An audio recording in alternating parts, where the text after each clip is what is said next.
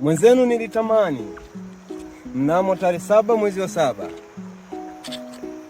kuona tukiwa huru, kuona tukiwa tumetimiza jambo letu. Jambo gani ambalo Watanzania wengi walitamani? Hakuna Mtanzania anayependa shari, kila Mtanzania anaipenda amani. Kokote uliko kijana, eneza amani kijijini, wilayani, kote kule. Amani ni kitu muhimu sana.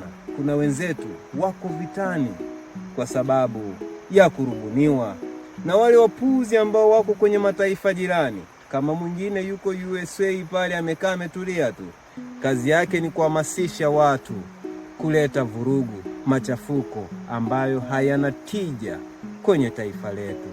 Tanzania ni moja tu duniani. Sijui umenielewa?